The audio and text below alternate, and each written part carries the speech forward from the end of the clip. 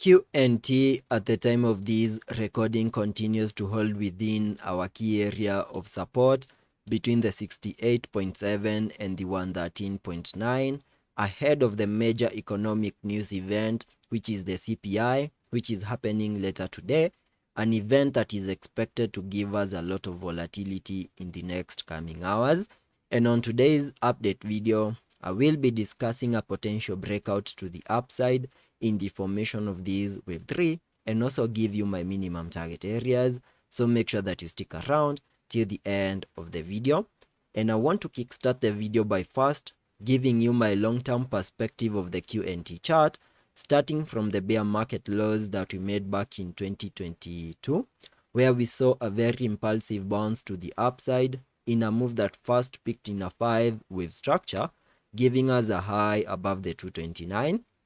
And that 5-wave structure to the upside completed the formation of these larger Elliot wave count 1. Then we started a pullback in the formation of these wave 2, whose minimum target areas I have marked on the chart using this red target area that lies between the 62.4 and the 133.9, an area that we have not fully maximized, and at some point we had seen a slight break out of this target area to the lower side in a move that gave us a low below the 50 mark, and that was on the 5th of August. And after seeing that significant low, we started a very impulsive bounce to the upside in what I believe is the start of an impulsive bounce in the formation of these larger Elliot wave count 3, whose minimum target areas can be given by connecting the fib extension from the low of the first wave to the high of this wave 1, then dragging the fibs to the low of the second wave, and on so doing I get a minimum target area for this wave 3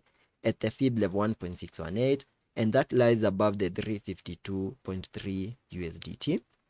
And in the formation of that wave 3, which is an impulsive wave, just like the wave 1 over here, we also expect to see a 5-wave structure also playing out within the formation of that wave 3, having the wave 5 completing our, that is hitting our minimum target areas in the formation of that wave 3. And from the lows we made over here on the 4th of November, I believe that we are seeing such a scenario where I believe that we have not peaked impulsively in the formation of this wave 1, seen a pullback in the formation of this wave 2, in a move that has not fully maximized the minimum target areas highlighted on the charts using that yellow marking. And there are high chances that we now have a low in place in the formation of this wave 2,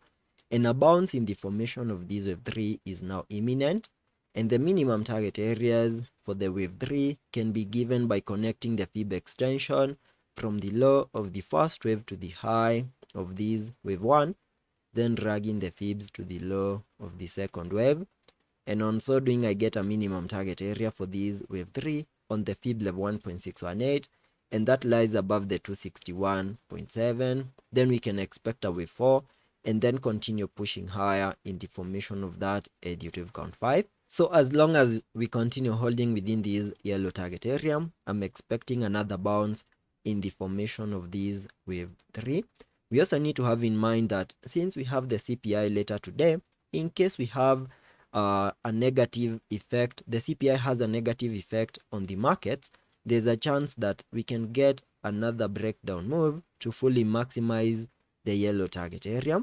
And once that plays out and we continue holding within the area, then expect a reversal to the upside in the formation of this wave 3. And the worst case scenario can only play out if by any chance we get a break out of this yellow target area to the lower side. If that plays out, there's a very high chance that we can easily get a reset of the lows we made on the 4th of November below the 55 USDT. So that is the roadmap that I'm expecting QNT to follow on the short term and also on the long term. And let's be patient and see how that plays out, and I will ensure you stay up to date.